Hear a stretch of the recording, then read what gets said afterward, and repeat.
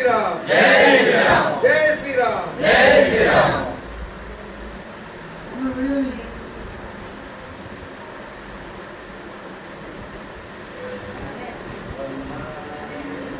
జై శ్రీమన్నారాయణ జై శ్రీమన్నారాయణ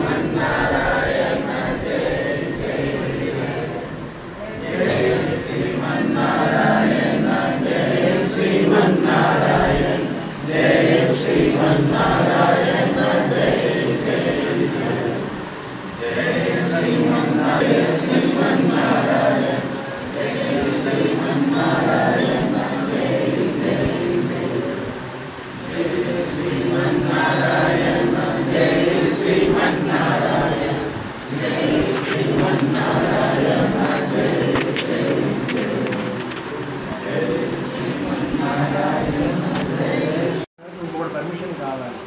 అది మన గవర్నమెంట్ అంటే మనకి ఇక్కడ మనం మన మన పరిపాలన చేసినటువంటి మన వాళ్ళలో ఐకమత్య లేదు.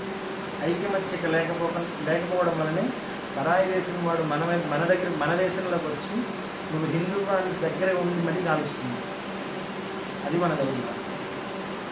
కానీ ఇవాళ రోజున ఆ కాలంలో త్రేతా ద్వాపర యుగాల్లో సత్యయుగంలో నారసింహ స్వామి వారు వచ్చి ద్వాపర యుగంలో కృష్ణుడు వచ్చాడు. ఈ యుగంలో ఒక మహానుభావుడు వచ్చి చేస్తున్నారు. కానీ హిందూ ధర్మం నిలబడుతుందంటే ఆ యొక్క మహానుభావుడు వల్ల. కానీ ఇది ఎవరు ఒప్పుకున్నా ఒప్పుకోకపోయినా ఇది సత్యం. ఎన్నో ఏళ్ళు కష్టపడ్డారు అయోధ్య రామ మందిర నిర్మాణం చేయడానికి. ఎంతమంది అసూలు బాసారు. ఇదే తెలంగాణ ప్రాంతం నుంచి కొన్ని వేల లక్షల మంది అయోధ్యకు తరలిపోయారు. ఎంతమంది చనిపోయారు? ప్రాణత్యాగం చేస్తే ఈరోజు అయోధ్యలో రామ మందిర నిర్మాణం నిలబడింది. అది ఎవరి వల్ల నన్ను అయిందా? కానీ ఆయన చేయగలిగారు. అది ధర్మమో అధర్మమో, అబద్ధం ఆడాడో నిజమే చెప్పించాడో తర్వాత సంగతి తర్వాత. ఒక వ్యవస్థ అయితే నిలబడింది కదా. కొన్ని వేల వందల సంవత్సరాల క్రితం కూలబడినటువంటి రామ మందిరం ఈరోజు అక్కడ నిలబడింది కదా. ఇన్ని లక్షల మంది దర్శనం చేసుకుంటున్నారు కదా రాముని. కాబట్టి ధర్మం మనం కలిగితే ధర్మం మనల్ని రాదు. అదే అరుణంలో కూడా చెప్తున్నారు. ఏ వ్యాధికి అయినా సరే మందు సూర్యుని ఉపాసన చేస్తే చాలు. అన్ని వ్యాధులకు మందు సూర్యుడే ఇస్తాడు. ఇంతకు ముందంతా కూడా ఈ అలోపతి మెడిసిన్స్, ఈ హాస్పిటల్స్ ఏం లేవు. ముఖ్యంగా ఆవును రక్షించాలి. ఆవును రక్షించకపోతే మన వ్యవస్థ మొత్తం పోతుంది. బ్రిటిష్ వాడు చేసినటువంటి మొట్టమొదటి పని అదే. మాంసం మాంసం మాంసం అందరికి నేర్పిపోయాడు.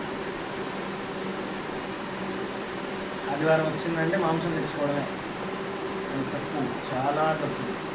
ఆదివారం నాడు మాంసభక్షణ చాలా పాపం. ఆదివారం నాడు ఎవడైతే మాంసం ఆరోగ్యం క్షీణిస్తుంది. అది అరుణ ప్రశ్న చెప్తుంది. ఇంకా చాలా ఉన్నాయి. అవన్నీ నిషిద్ధమైనటువంటి కర్మలు. నేను చెప్పకూడదు, స్వామిగా నన్ను చెప్తాను. కాబట్టి చాలా విశేషమైనటువంటిది. ఎక్కడా లేదు సూర్యదేవాలయం. చాలా వేరుంది. అది మీ అదృష్టం. జగిత్యాల్లో ఉంది. దాన్ని పాడవకుండా చక్కగా కాపాడుకోవడం మీ ధర్మం. దేవాలయాన్ని మనం కాపాడితే దేవాలయం మనల్ని కాపాడుతుంది. ఇది రైతు సుభిక్షంగా పంటను పండించేవారు. ఇప్పుడంతా మందులతో పండిస్తున్నారు. తక్కువ నీళ్ళు ఎక్కువ మందులు. అప్పుడు ఎక్కువ నీళ్ళు తక్కువ మందులు. ఇప్పుడు ఆ మందులతో పండించేటువంటి పంటను తిని మనం మందులమయం అయిపోతుంది. రోజు మనం ఇన్ని గోళీలు వేసుకోవాల్సింది. షుగర్కి, బీపీకి, టెన్షన్కి. ఆ ఊళ్ళో ఉన్నటువంటి బ్రాహ్మణుడికి ఆ రైతులు ఏం చేసేవాడు అయ్యారంటే అవన్నీ ముడిసరుకులు తీసుకెళ్ళి దానం చేసేవాడు. ఎవరు దానం చేసేవాడు?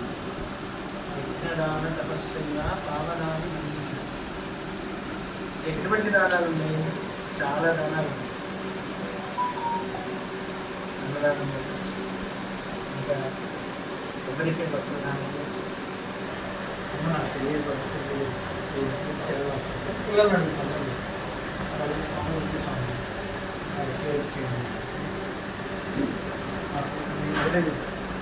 రాసుకుని మఠానికి రాకండి. ఇంకా ఇలాంటి వ్యవస్థ నడిపే వాళ్ళు మా మఠానికి వద్దు, దేవాలయాలు కూడా రావద్దు.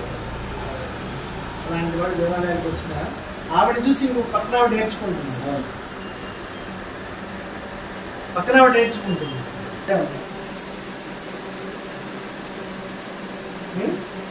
మనకి వాడికి తేడా లేదు. ఆవుకి ఎంత గడ్డేసినా తింటుంది, ఎంత గడ్డేసినా తింటుంది, ఎంత గడ్డేసినా రాత్రి ఖాళీ చేసేస్తుంది. అదే ఒక మనిషికి ఒక ప్లేట్ నిండా అన్నం పెట్టి ఆ నీళ్ళు మార్గం లేకపోతే ఆ మనిషి కూడా దుర్మార్గుడు. ఇవాళ రోజున మన మధ్యలోనే మనలోనే ఉన్నటువంటి దుర్మార్గులు ఎంతో మంది దేశానికి ఎందుకు నువ్వు బాగుపడుతున్నావనంటే నువ్వు బాగుపడటం వాడికి ఇష్టం ఉండదు. వీడికి ఎట్లా సంపాదించాడు వాడు అన్ని లక్షల సొమ్ము, ఆ మెడలో అంత బంగారం దండేస్తున్నాడు, అది ఎక్కడ సంపాదించాడు, వాడు ఎట్లా సంపాదించాడని ఆరాధిస్తాడే కానీ పక్కన వాళ్ళ గురించి ఆలోచించే టైంలో నీ గురించి నువ్వు ఆలోచిస్తే నువ్వు గొప్పవాడే అవుతావు. నీ గురించి పక్క వాళ్ళ గురించి ఆలోచిస్తుంటే నీ మనసు, నీ బుర్ర, నీ మనస్సు, నీ ఆలోచన అన్ని దండగా. భగవద్గీతలో చెప్పింది అదే. మనం ఎప్పుడైతే నియమంగా శ్రద్ధగా ఏర్పాటు చేయొచ్చు ఎక్కడ పడితే అక్కడ, అదే గురుకులాలు ఏర్పాటు చేస్తే వాటి మీద ట్యాక్స్, జిఎస్టీలు,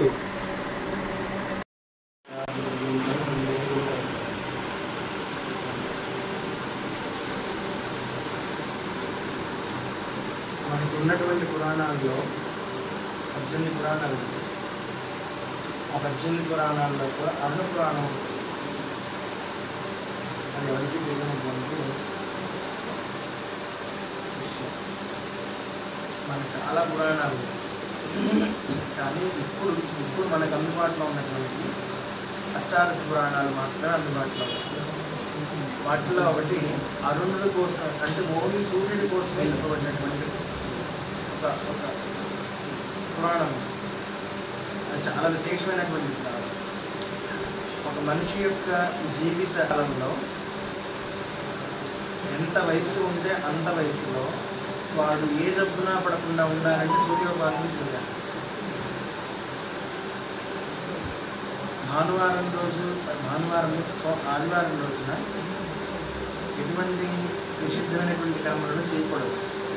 మాంసభక్షణ చేయకూడదు, క్షౌరం చేయకూడదు, కట్టి చేయకూడదు, ఆయిల్ పెట్టకూడదు.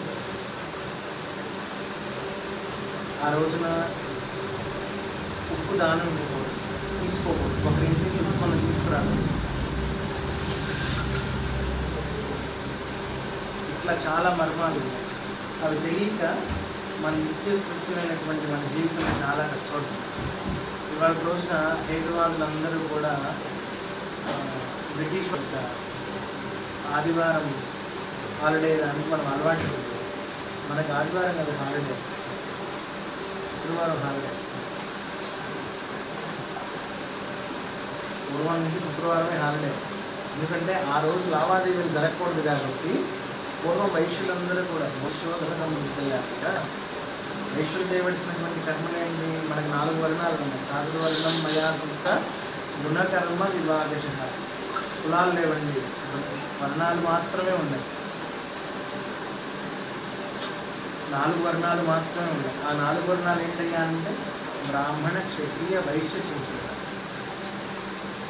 ఈ 4 వర్ణాలు మాత్రమే ఉన్నాయి. ఈ 4 వర్ణాల్లో 4 వర్ణాలకి 4 విహితమైనటువంటి కర్మలని భగవంతుడు నిర్వర్తించమని చెప్పాడు. ఏంటి? నిత్యకర్మానుష్ఠానం విధీయతే యజ్ఞ యాగాది కర్మాణం నివృత్తే బ్రాహ్మణానాం. బ్రాహ్మణుడు చేయవలసినటువంటి కర్మలేంటి? నిత్యకర్మానుష్ఠానం చేయాలి, యజ్ఞయాగాది క్రతువులను సక్రమంగా నిర్వర్తించాలి.